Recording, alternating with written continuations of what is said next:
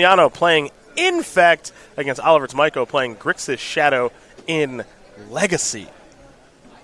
In Legacy. Get those watery graves out, folks.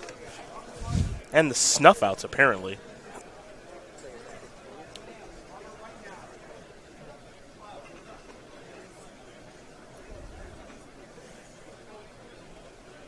We ready? Oh, we ready. We're going. Infect, huh?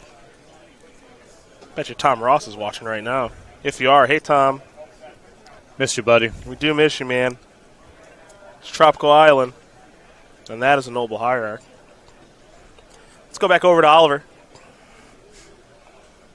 Oliver's going to start by sacrificing a Polluted Delta. Show me Watery Grave. Yes. Down to 17. I love it. What's the follow-up going to be?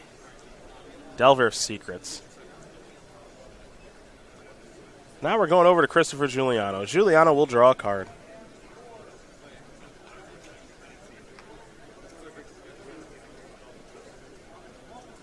That'll be an Inkmoth Nexus, and this is going to be a Sylvan Library. Maybe expecting a Blighted Agent or something there, but Sylvan Library will allow Giuliano to mess around with his life a little bit to find some extra cards. In the meantime, Oliver Tomajko is going to reveal a Force of Will to his Delver Secrets. Transformation complete. We have an Insectile Aberration on the battlefield now.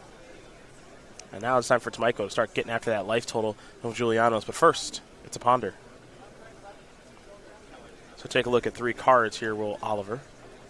Giuliano sitting on a Spell Pierce here, but the battle that he wants to fight is over a removal spell inside of combat. So I don't think he's going to do too much work here to fight over Tomajko's cantrips. Daze is a card that Oliver has found. Wasteland. Yikes. Going to go after Inkmoth Nexus. Inkmoth Nexus will be placed in the graveyard. Insectile Aberration coming across here for 3. Good start here for Tomajko, to be sure. As we take a look at Giuliano, going to resolve a Sylvan Library activation. How much life does he want to pay for these cards is the question. Of course, with Sylvan Library, you're going to take a look at your top 3 cards in your draw step. And you can keep one of them. And if you like an additional one, you can pay 4 life, which is quite a bit of life, as there's a Wooded Foothills. So you can gas up on the turn that you're trying to apply lethal, and you get a lot of the same, brainstorm style synergies with fetch lands and so forth. Tropical Island into a Ponder here for Giuliano, so he'll take a look at the top couple of cards. Will Christopher. Infect is a deck that we have seen Tom Ross and Aaron Barrich win so much with on the SCG Tour. Todd Anderson and Brad Nelson even dabbled a bit in the archetype over the years. When you think of Infect, you of course think of Tom Ross and all the winning he's done with the deck over the years. And we'll see if Christopher Giuliano can duplicate some of that success right now in this particular match, as he'll draw a card from shuffling on Ponder.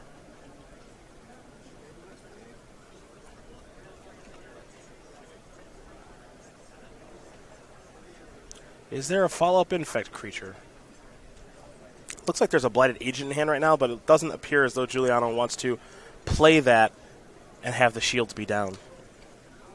Have the shields be down or play into a Daze. Which would also be bad. Yeah.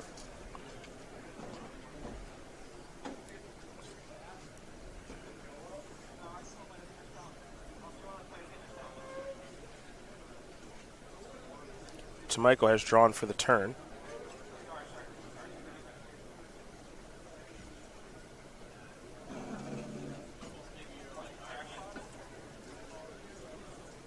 And now he will go digging through the deck here for another copy of Watery Grave. I love his deck. I really do. I really, really do.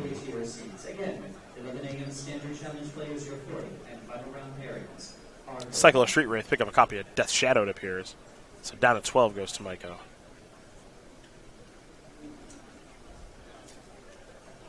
Force of Will in hand, among other options. You also see a copy of the Real Big Fish there, and Gurmag Angler. That's a 2 of in his main deck.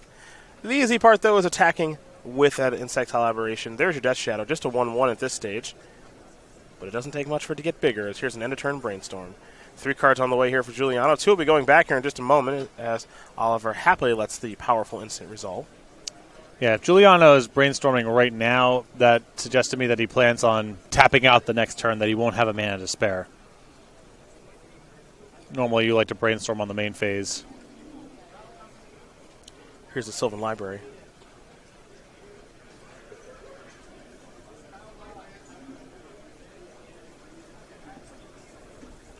Again, the one infect threat that Giuliano has drawn thus far in Inkmoth Nexus was destroyed via Wasteland.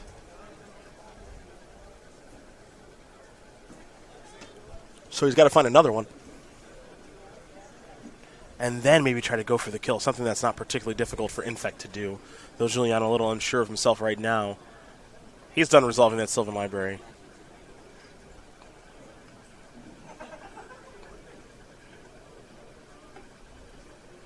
And it looks like a maybe Blighted Agent that Giuliano wants to go towards. Just not sure how he wants to go towards it. So we do have an update for you there on our scoreboard. Matthew Volts with Red-Black Aggro up a game there very quickly over Benjamin Reagan, playing Grixis mid-range. As here is a Force of Will on a Blighted Agent, exiling Preordain. And Giuliano appears to be fighting back with a Spell Pierce, which is going to work itself into a Daze, I believe. And there is Daze on Blighted Agent. Oliver Tomajko, very young, but pretty skilled at Legacy, it appears. Although I don't know if he's got any interaction left. If Giuliano can push this through with a Force of Will right here, I think the Blighted Agent's going to stick, and I don't think Tomajko has a removal spell either.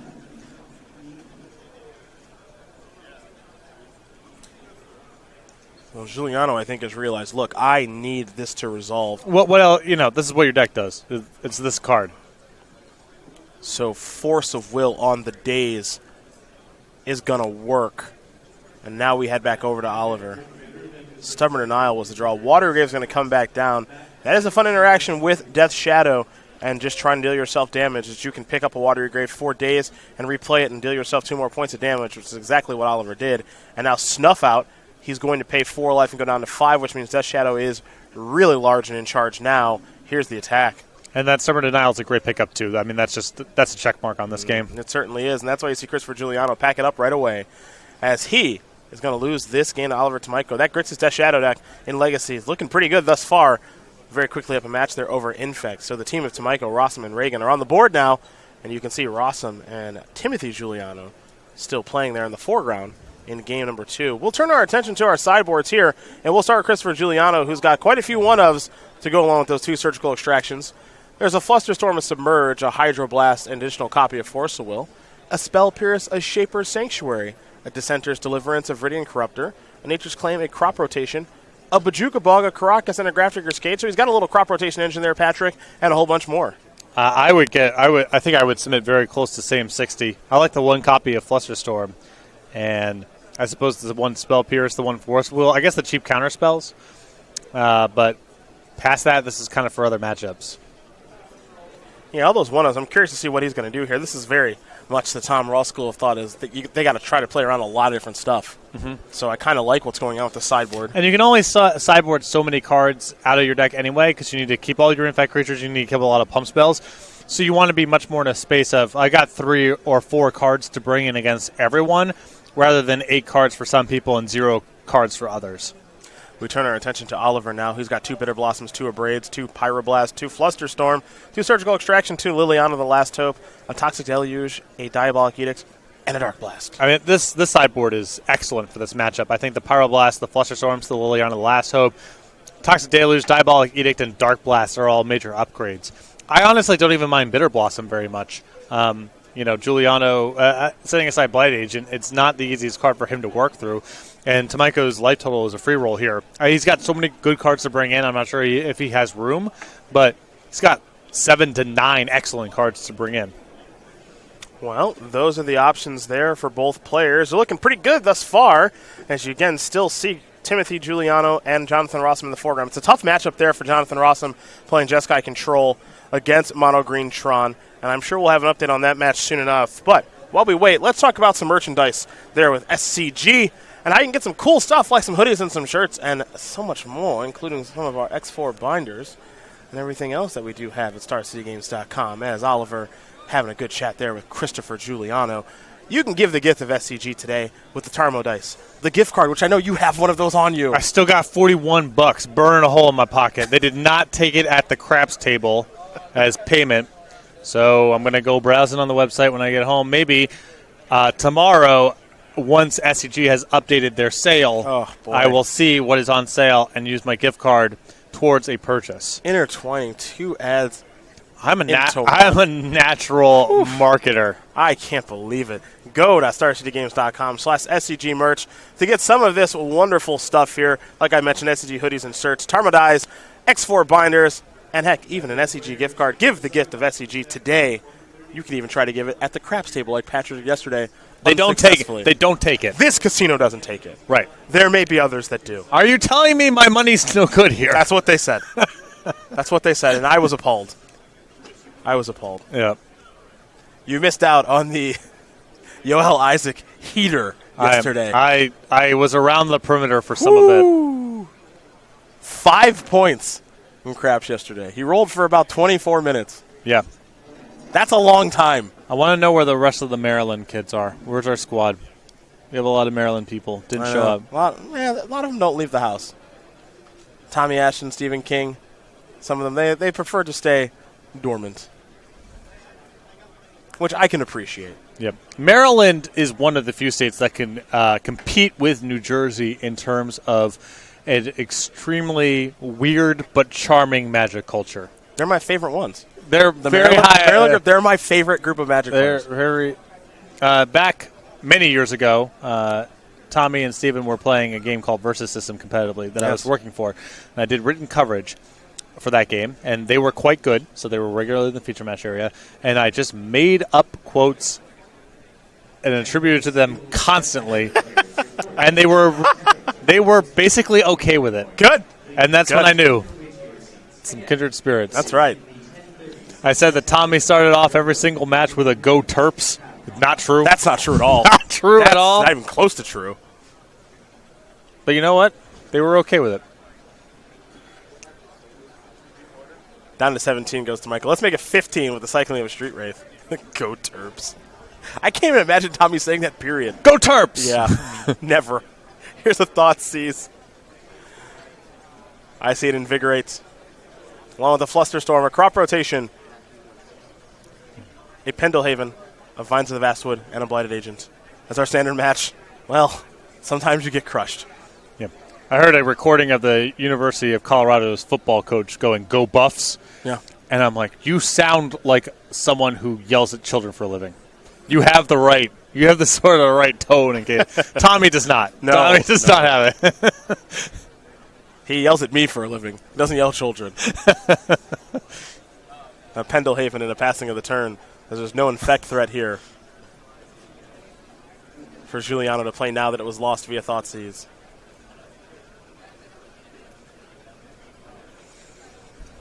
There's a Steam Vents untapped. Tomiko down to 11. It's not hard for this Death Shadow deck to get its life total low. I know it's, of course, pretty easy for the modern version to do. So it stands to reason that it'd be easy for the Legacy version, especially the cards like Snuff Out and Force of Will. Just not that tough. Snuff Out makes me pretty happy. Yeah, me too. I like that card. What's fun, hopefully, is that we get to see an Invigorate give someone 3 life that kills a Death Shadow. We can, fingers crossed. I'd be into that. Giuliano's going to draw for the turn. His third turn of the game.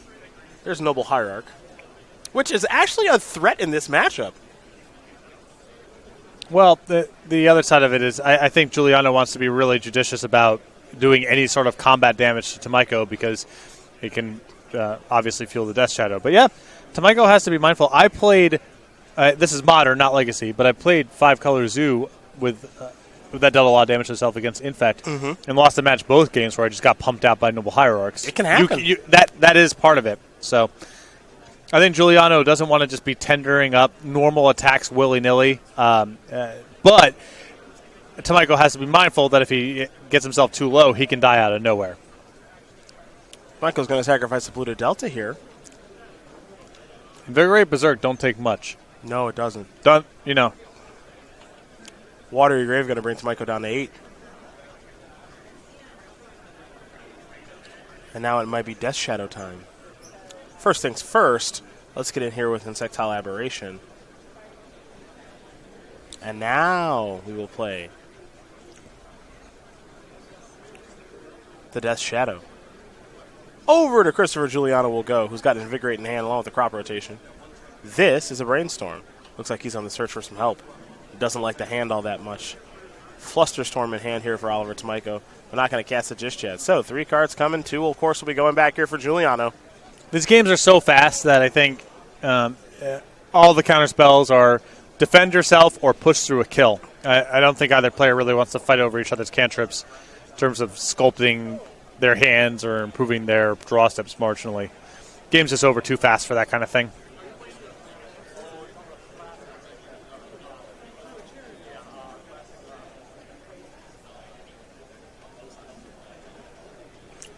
Well, looks like Giuliano did not really find what he was looking for there with the Brainstorm. This will be an attack with the Death Shadow.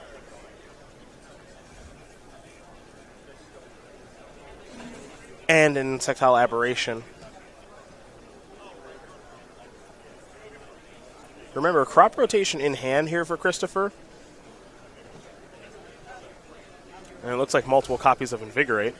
Sacrifice the Scalding Tarn will Oliver Tamiko. Remember, Tamiko does have quite a few Ravnica duels in the deck.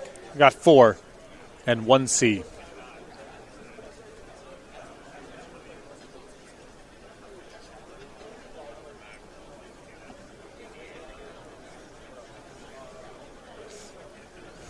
Christopher Giuliano might be thinking about some Invigorate tricks here to try to kill this Death Shadow.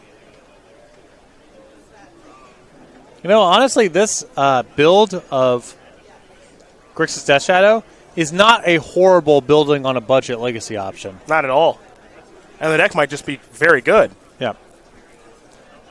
It does a lot of work when you turn your Underground Seas, Volcanic Islands, and Badlands into, $37 worth of Ravnica duels. It does a lot to push the cost down. There's the real big fish in Gurmag Angler. This deck's a ton of commons and uncommons. Got Force of Wills. Those are a little pricey. Less than they used to be, though, because they got reprinted. 1 C. Okay, sure, that's expensive. Some fetch lands, sure, but a lot of cross-format applications there. Crop Rotation sacrificing Pendelhaven is what Christopher Giuliano is going to try.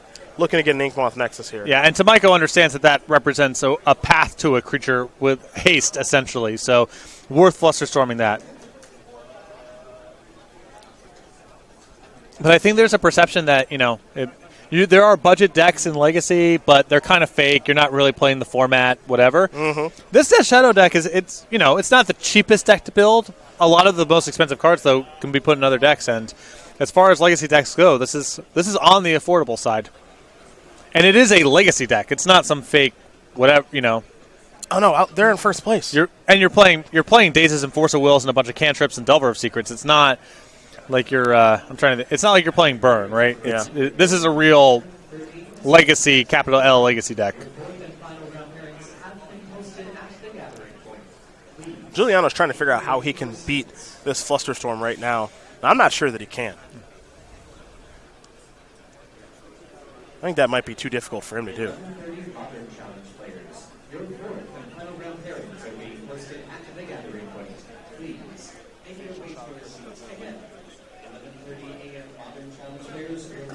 And it looks like he's having a conversation with Matthew Voltz right now, who's already won his match, about how do I get through this sticky situation? Because I'm not entirely sure what to do. Well, it doesn't seem realistic to fight over the Flusterstorm. You've got, looks like 3 copies of it on top of the Crop Rotation. Mm-hmm.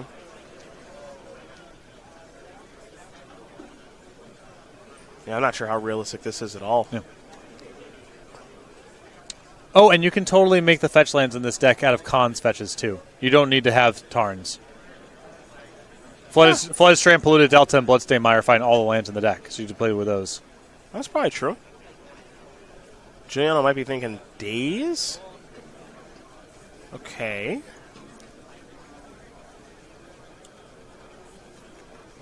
Okay. All right, are we actually brawling over this? I think so. At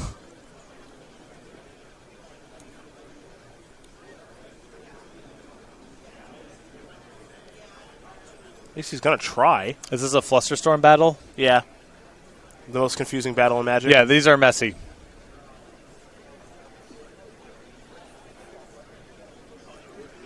Ultimately, this entire game now comes down to... Well, you need to get to fight over the 2 Flusterstorms here. You need to get the storm count up to 6, right? Because you need to target each Flusterstorm with 3 copies of your own. Because if you split 2 and X, Tamiko can say, okay, the one with X on it, if it's 3 or more, let that one go and pay for the Flusterstorm with 2 on top. So my read of the situation is Giuliano needs to come up with a storm count of 5 to make each copy of Flusterstorm require 3. He can play an Invigorate for 0 just to get a spell on the stack. He needs to do that. But yeah, he needs to have 6 total copies of Flusterstorm here to be able to fight back effectively. No, he's going to try. That's for sure. We'll see if it works. But it looks like Tamiko actually has a copy of Flusterstorm in hand, another copy of Flusterstorm in hand. So we're getting this weird little battle here. I think I'm just going to... No, it's much easier from Tamiko's side. He can just cast it because Giuliano has no mana available. Mm-hmm. It's more complicated from Giuliano's side because Tamiko has 2 up, so he needs to make each copy of Flusterstorm unpayable, which requires 3. But come against the draw.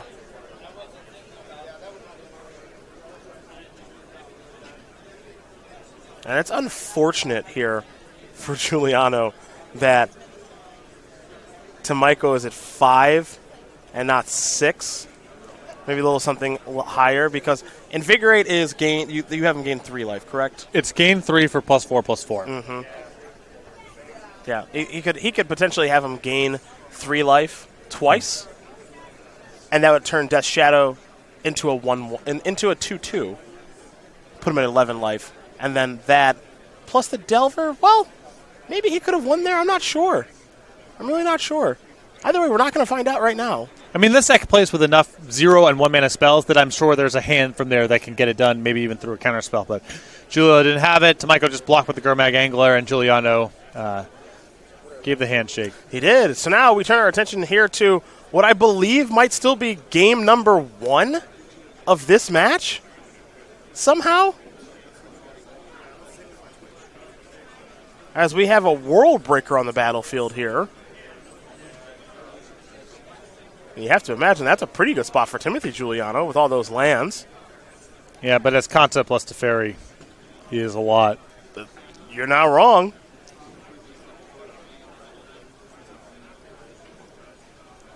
These players have a lot of cards in their graveyard. Here's a Chromatic Star. Please confirm that this is game 1. Chromatic Star will draw a card.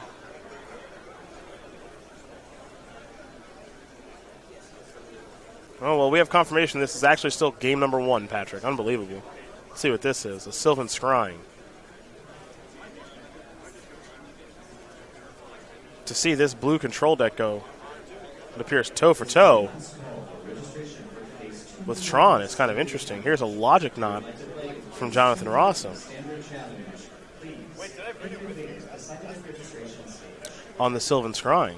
Now, right now, Giuliano does not have Tron. He's got 2 towers and two mines, Field of Ruin, and a bunch of forests. Yeah, saying this is an interesting spot to pick a fight over Sylvan Scrying, but I suppose if he just did not happen to have Tron, that would explain it. And Path to Exile is going to take care of the World Breaker that was maybe going after Teferi. So, in a weird way, Jonathan Rossum is doing okay here. Yeah, his position looks very good and looks like he might be capable of closing out the game pretty quickly. With the Colonnade, though, it appears that Giuliano has a Field of Ruin on his side of the battlefield. Yeah, but do you want a Field of Ruin the Colonnade, or do you want a Field of Ruin the Azcanta? Yeah. I think that's the question here.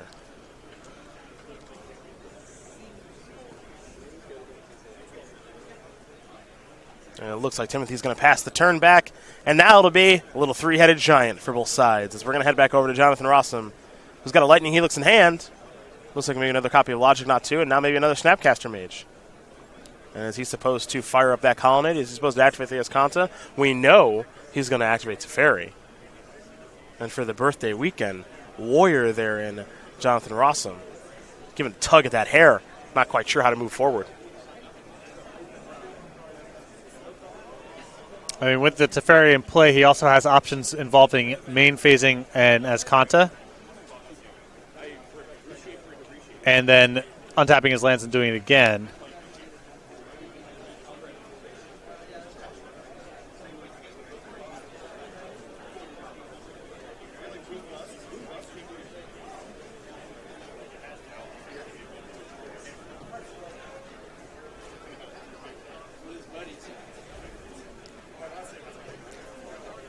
It's like Rossum asking the judge about some Teferi-related interaction.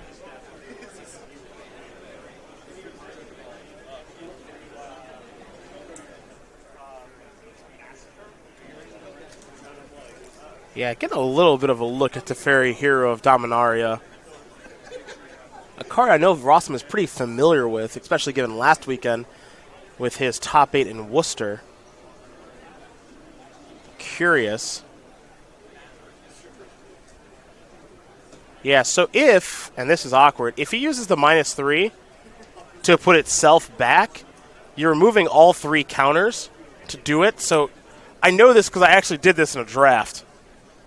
And it didn't work the way that I wanted. I think dies to state base effects. Correct. It's not there. You know, and I think that's what Rossum just did. And that must mean Rossum doesn't have very many cards left in his deck or something? I'm not entirely sure.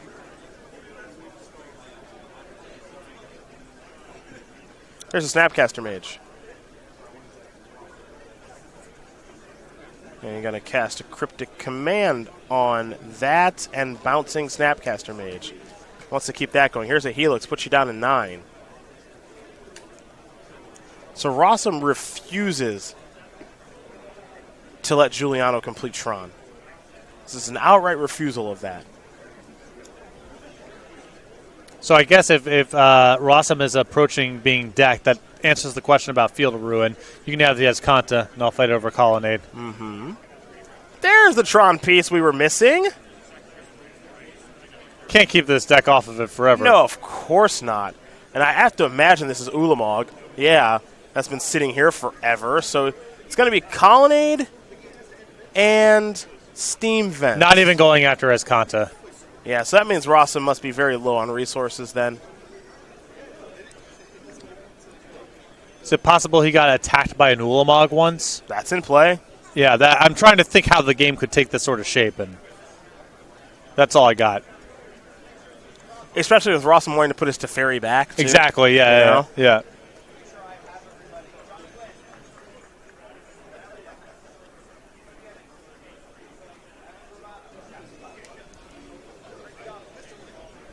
That just must be what it was. Rossum is going to lose those lands, especially for a game to go on this long. Game 1, Tron versus Jeskai Control, in a game where generally mono-green Tron is heavily favored.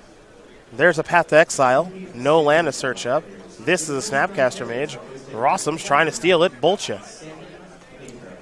I mean, this attack knocks the bolt knocks Giuliano down to 6. Snapcaster deck knocks him down to 4. But Rossum maybe doesn't have enough. Yeah. Yeah, he knows he's going to get decked. Okay. Wow. So, Timothy Giuliano is going to win game number 1 here over Jonathan Rossum. Mono Green Tron and Just Got Control. They played a very, very, very long one. But ultimately, it was Timothy Giuliano able to steal that game.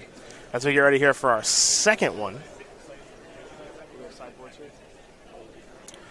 We will read off these sideboards here for you. We're not able to bring them up, unfortunately, on our screen. But I can tell you that Jonathan Rossum has 2 Ceremonious Rejection, 2 Dispel, 2 Celestial Purge, 2 Vendilion Click, an Engineer Explosives to negate, a Stony Silence, a Wear Terror, Baneslayer Angel, a Lyra Dawnbringer, and an Elspeth Sun's Champion. Some good options. I would bring in the 2 copies of Ceremonious Rejection, the 2 copies of Vendilion Click. Stony Silence I think is good, and I think there are arguments for negate and Elspeth Sun's Champion. What do you have for Timothy's sideboard? 3 Thragtusk, 3 Nature's Claim, 3 Thought-Knot Seer, 2 Warping Whale, 2 Spatial Contortion, Dismember, and the Gravedigger's Cage. I would bring in the creatures. I like Thragtusk and Thought-Knot Seer in this kind of matchup. Rossum is going to be trying to keep Giuliano off of Assembling Tron and then using counterspells and Path's Exiles to hopefully manage the threats that are able to be cast. And Thought-Knot Seer and Thragtusk, I think, play really well in those sorts of games. Well, those are the options there for both players. They're going to sideboard up pretty quickly here because we've only got about 20 minutes left in the match. The first 2 matches, they finished pretty quickly. Oliver Tamico able to destroy Christopher Giuliano. This Grixis Death Shadow deck in Legacy is actually looking pretty good. Took care of Infect.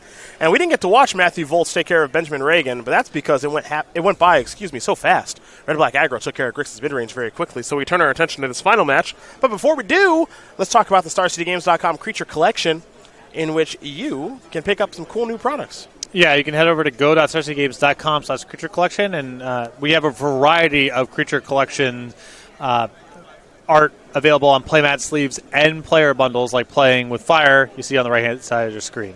So go check it out. A lot up there. Playmats, sleeves, player bundles. Don't know if there's any of them that are on sale, with the SCG sale having playmats on sale for another couple hours, but you can go check it out, and maybe today is your lucky day. But I don't know for sure. I didn't look. You did it again. StarCityGames.com. That's us. That is us. That's us. That's right. That is the entity that pays me to be here. Getting ready here for game number 2 in just a moment between Timothy Giuliano and Jonathan Rossum. The team of Tamico Rossum and Benjamin Reagan. They're currently in first place and have been near the top of the standings all weekend long. However, for Awesome Rossum, this is going to be a difficult matchup here for him. Mono Green Tron is not easy for Jeskai Control, and these Tron decks continue to surge in popularity, and the results are definitely coming along with it. They had a heck of a weekend at Grand Prix Las Vegas, did very well in other Grand Prix around that time too, and now we're starting to see the results start to shape up here on the SCG Tour. Mm-hmm. If you're a Tron fan, the Mono Green variety appears to be the best thing going on right now. Well, it's, I think, a very good metagame right now for Tron, at least with the SCG Tour the way that it is. So many Cryptic Command decks relative to the other circuits, and I think Magic Online too. And Tron is not a lock against the Cryptic Command decks, but I think you're a pretty solid favorite there.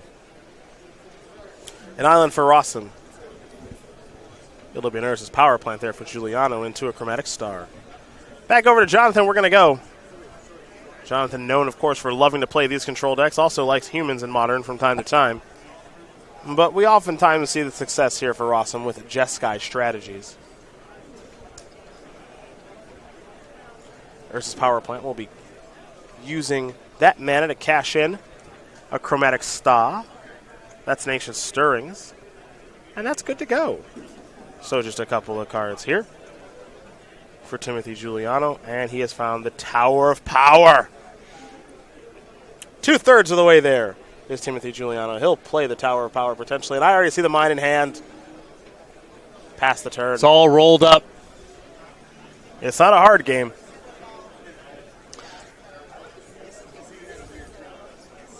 You know, Ross Merriam wrote a pretty great article recently about why don't more teams play Tron in Team Constructed. Well, Ross, it's here, my friend. It's here. 2 of them in day number 2 of competition, 2 of 27 players, and this player here, Timothy Giuliano, looks to be doing pretty well, though a Field of Ruin is going to break some things up. That'll be activated in the draw step, going to go after the power plant. Now, the nice thing about this Mono Green Tron deck, in years past, these Tron decks only played about 1 basic. This one plays 5. Yep.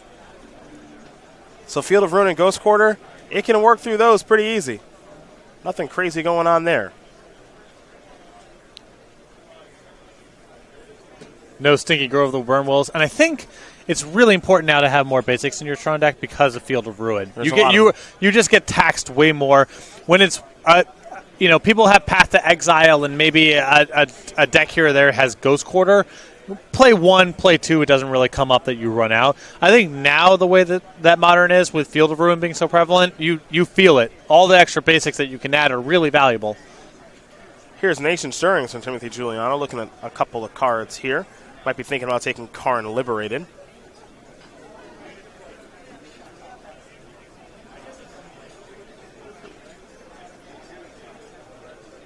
Field of Ruin seemed like a card that wasn't going to make that big of an impact, but it definitely did. There's so many decks that would love to Ghost Quarter that really can't afford to be strip mining themselves that way. And the blue control decks are at the top of the list. Some of those decks have even played Tectonic Edge over the years as a way to, get a little bit of that experience at without giving up too much in the way of card economy. But Field of Ruin is so much better for that style deck. You can actually interact with Tron before it comes online, which you can't do with Tectonic Edge. And you can also use it as a backdoor mana fixer, which these three-color decks are definitely interested in. Absolutely. It's a heck of a Magic card. Relic Progenitus came on down. That took care of the Field of Ruin. That was cast Mine versus Mine. So just missing the power plant is Timothy Giuliano.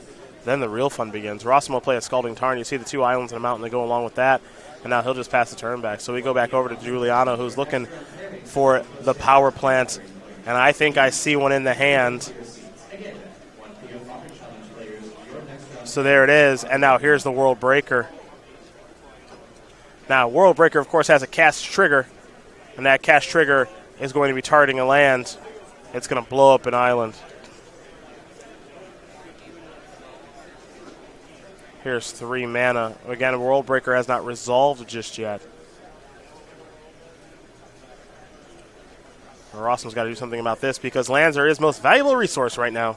Looks like Giuliano pretty well situated there. At least has Ulamog in hand. If Rossum can't break up Tron here fast, I think he's going to be overpowered.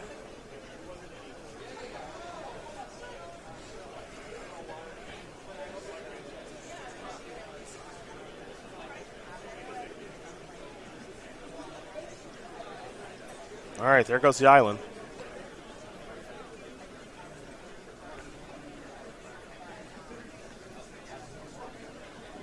It looks like Giuliano does have a mana floating. World Breaker, of course, costs 7. And now there's an activation of the Relic. We might see Giuliano cash in the Relic here with the mana floating, as there's a Hallowed Fountain.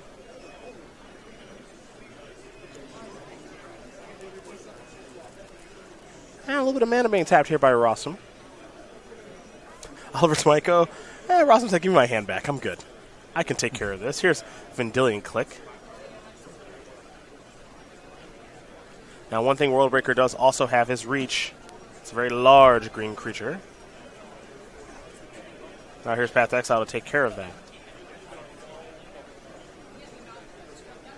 So it looks like Giuliano's going to search it before us, and that means 1 mana away from playing Ulamog to potentially end the game.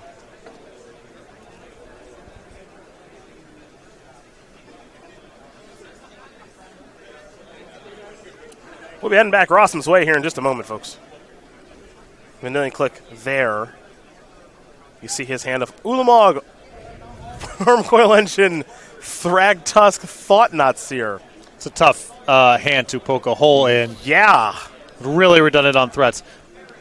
I think this next draw step is basically Field of Ruin or we're done. Because even if he clicks away the Ulamog, long term, there's just too many haymakers in that hand. Oh, there goes the Thragtusk. Mystery card to be drawn here. You can see there's also a Forest in Giuliano's hand. So his hand is stock loaded as we go back over to Awesome Rossum, who has drawn a copy of Field of Ruin. Here's an attack for 3. And there's a clock there.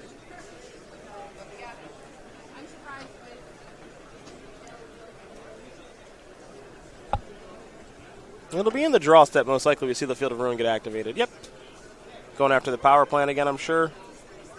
That's what he took out the first time. That's what he's going to try to take out again. Yeah, once you've selected, whichever land you select the first time, you want to keep going after that one. They just run out of copies of it. And Basic Forest is what Giuliano will find. But Giuliano's starting to get to the point now where hard casting the threats isn't even that difficult. Yeah, I mean, he can cast the Thought-Knot Seer this turn. And with 1 extra land, he can cast a Wurmcoil Engine as well.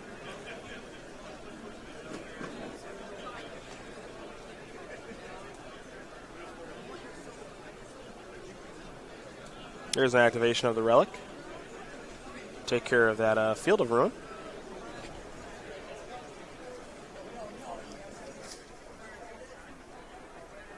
And now the teammates there, Christopher Giuliano and Matthew Volz, looking to help out. There's a basic forest. This will be 4 mana. This is a Thought Knot. Ceremonious Rejection will take care of that.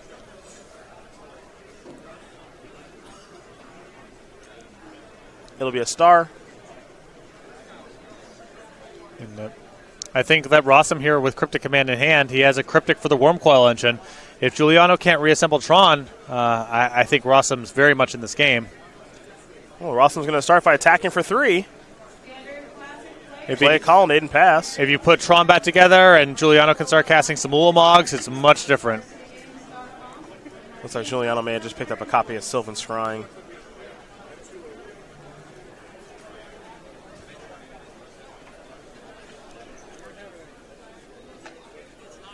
Going to cash in the star first to draw a card. I think he may have picked up another copy of Sylvan Scrying.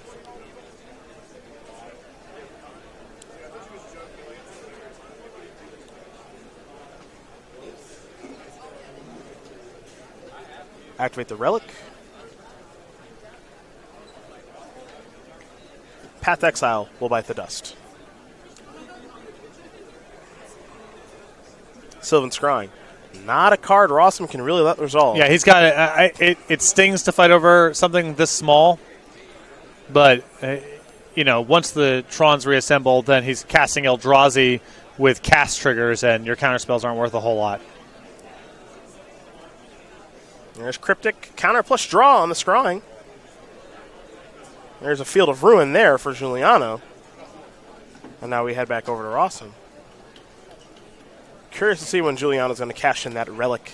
Yeah, I was honestly surprised not to see it that turn. As if he spikes a power plant, reassembles Tron, his position gets so good with Rossum tapped out. There's an attack for 3. Giuliano down to 11. Rossum looking at a hand that does contain Teferi.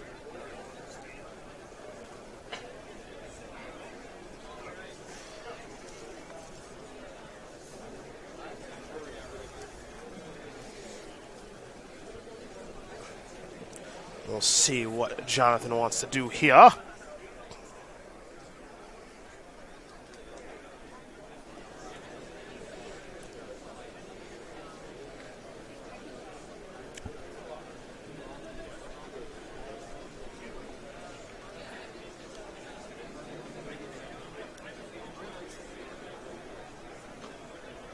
You can see he's consulting with the squad.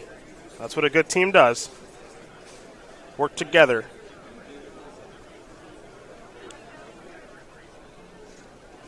That's another Field of Ruin. Man.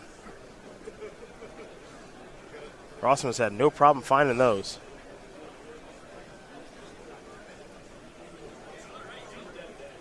Yeah, this is brutal, as now it sets Giuliano at least 2 turns back. Yeah. He's out of basics, too, so he's getting pinned on his ability to just hard cast the 7s and 8s, which is something we saw in the previous game. Now they're just starting to be just wastelands. That's pretty darn good. That is time in round 13. Active player, finish your turn, then 5 additional total turns. That is time. Team open, round. What do we have here? Jace the Mind Sculptor. Wow. And I think Rossum can safely do it in the spot, now having taken away 2 of Giuliano's Tron pieces, not at risk of Giuliano reassembling. This is a safe spot to tap out. A little surprised there. No Relic being used yet still. Yeah, I think the previous turn was a window where I think Giuliano should have gone for it. Mm-hmm. There's Thragtusk. Now that is a good threat here. The life buffer is nice. The body is nice because it's one that Jace can't just bounce and move on with. Yep. So everything about this Thragtusk is actually much better than a Wormcoil Engine, which Jace could easily bounce and keep moving on. A lot to like there.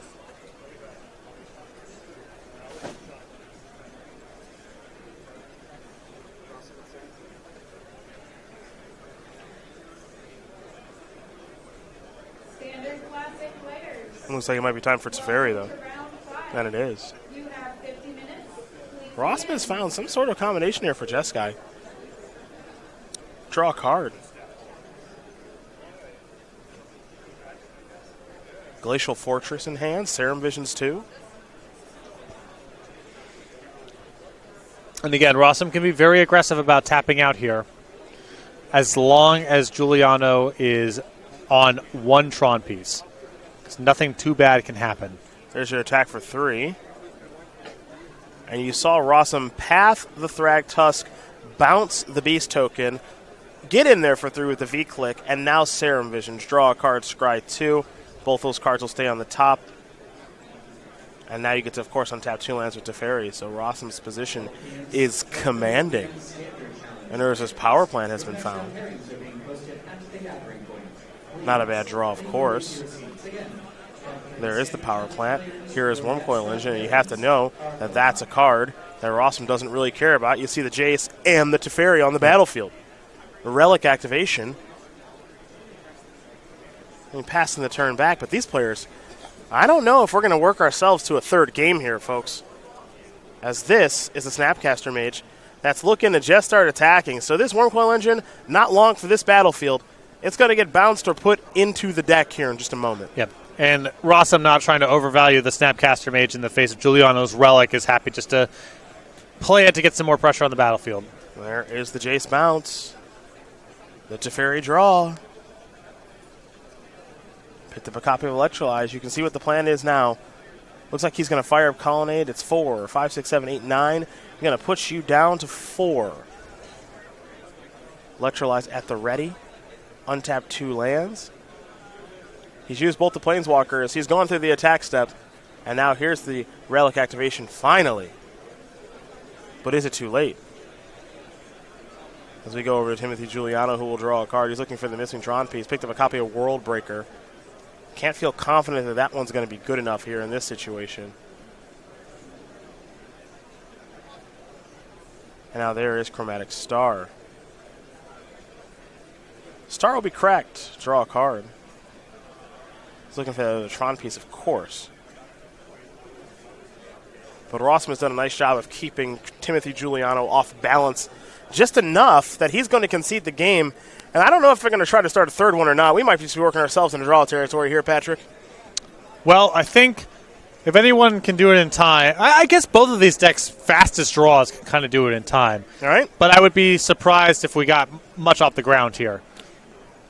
You and me both. It's not impossible. It just strikes me as improbable. I think they will shuffle and potentially present. Yeah, they've already presented. So you see the game plan here is pretty evident. We're going to try to finish if we can.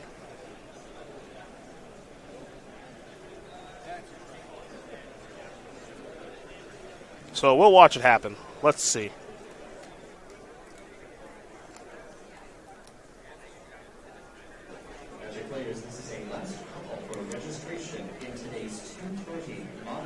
Game number 3 about to be underway here between Giuliano and Rossum. As you mentioned, one of these decks can do it. I think both can. You don't think the fastest Tron draws, if undisrupted? No, the fastest Tron draw can. The fastest Jeskai draw with how he sideboarded with less burn spells, I can't imagine. Yeah, I guess you would have to have a bunch of Helixes and Bolts in your deck, and then that isn't the case. Yeah. They'll try, and we'll watch them try. But especially with starting a no Tron piece, you have to keep any 7 you have. You don't have time to mulligan. Right. So whatever 7 you have to keep, and just try to get a little bit lucky here. And that's exactly what Giuliano and Rossum are going to do. It'll be a hollowed fountain there for Jonathan Rossum off of a Flooded Strand, and now there's your Serum Visions. Draw a card, will Rossum, then he'll scry 2. Picked up a mountain. Not time for Giuliano to draw just yet. There we are. Now he'll draw a card, looking for some Tron pieces, of course. Crack it. Draw a card. Is there a Stirrings in our future? Well, that tells the story right there for second land's Field of Ruin. There's a scrying. It's a slow build to Tron this game for for Timothy Giuliano. Clock under a minute now. And Rossum will just play a Flooded Strand and pass the turn. Sylvan Scrying done resolving, of course. We'll see Giuliano draw a card here. There's his first Tron Priest, and Urza's Power Plant. A Chromatic Sphere will not be fought over. So that'll get cashed in here for a green mana.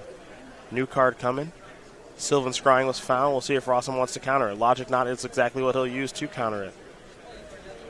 Going to get his team vents there.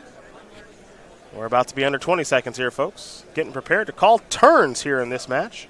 As the Logic Knot will delve away a Flooded Strand or two. And looks like it'll just be one to solve the problem. We'll go back over to Jonathan Rossum now. He'll draw a card. It's a copy of Snapcaster Mage. Field of Ruin is the play. And that'll be turns in the game. So it looks like turn 0 will be Christopher Giuliano.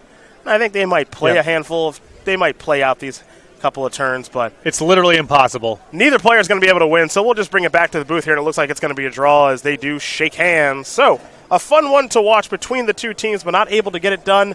We'll